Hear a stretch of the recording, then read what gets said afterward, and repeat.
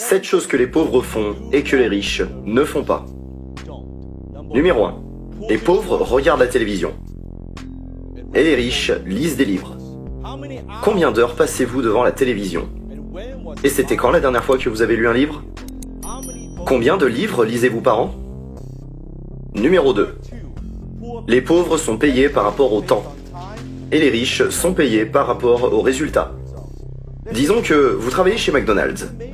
Vous pourriez être le meilleur nettoyeur de sol du monde entier. Mais quelle valeur apportez-vous à McDonald's? Nous les riches sommes payés par rapport aux résultats, pas par rapport au temps investi. Disons que nous travaillons sur un produit. Nous avons passé 1 an à le créer, à le perfectionner. Nous le lançons sur le marché et il fonctionne très mal.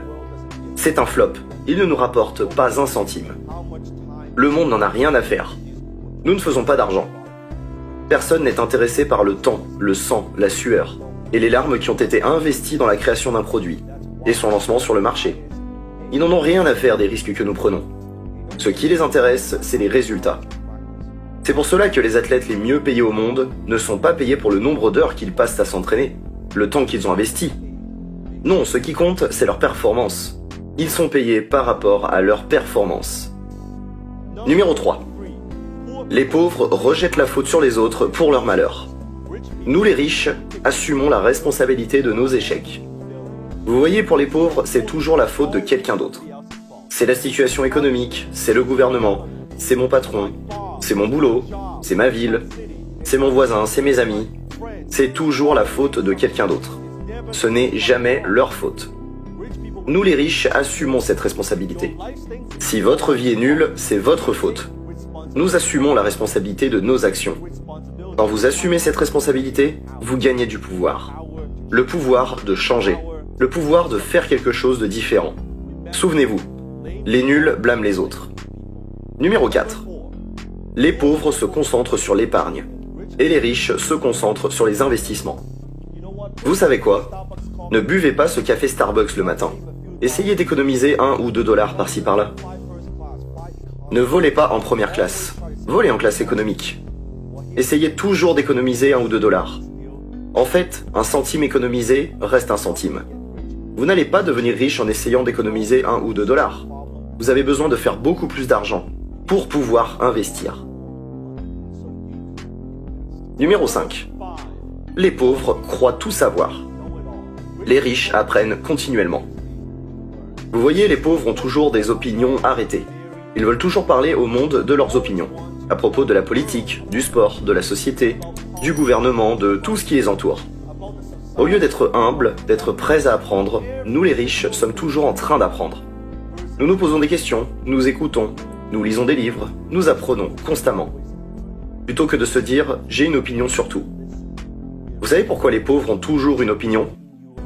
Parce que c'est le seul moyen pour eux d'attirer un peu d'attention.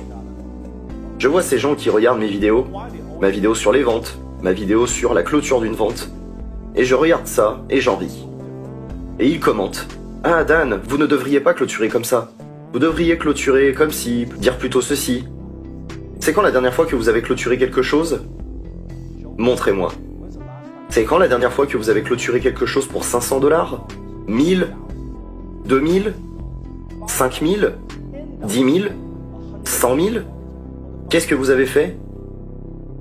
Alors votre opinion ne compte même pas. Souvenez-vous, vos revenus ne peuvent évoluer qu'autant que vous. Votre fortune ne peut évoluer qu'aussi vite que vous. Numéro 6. Les pauvres croient que l'argent est la source de tous les maux. Nous les riches croyons que la pauvreté est la source de tous les maux. Vous avez entendu l'expression « l'argent est la source de tous les maux » ? Non, le manque d'argent est la source de tous les maux. Je veux que vous regardiez les quartiers les plus pauvres. Je veux que vous pensiez à ces régions-là. Les crimes, les drogues, toutes sortes de problèmes. Vous voyez, dans l'histoire de l'humanité, aucune banque n'a été cambriolée par quelqu'un qui a débarqué en Rolls-Royce. C'est la survie, c'est le manque d'argent qui est la cause du problème. L'argent en soi est neutre. L'argent est comme un outil. Vous pouvez l'utiliser pour le bien, ou vous pouvez l'utiliser pour le mal. Cela ne dépend que de vous. Numéro 7. Les pauvres ont une mentalité de loterie. Et nous les riches avons une mentalité d'action. Vous voyez, la plupart des gens croient que la seule manière de s'enrichir est d'acheter un ticket de loterie. Même s'ils savent que la probabilité de gagner est quasiment nulle, ils achètent quand même ce fantasme. Oh, avec un peu de chance, si je gagne, j'achèterai cette maison, je quitterai ce boulot, je prendrai ces vacances. Non, les riches ont une mentalité d'action. Nous croyons que si ça va arriver, ça dépend de moi. Je vais faire en sorte que ça arrive. Je vais faire en sorte d'avoir du succès. Je n'ai pas besoin de dépendre d'une tierce partie, et je n'ai certainement pas besoin de dépendre d'un ticket de loterie. Je vais faire en sorte que ça arrive. C'est ça les 7 choses que les pauvres font et que les riches ne font pas.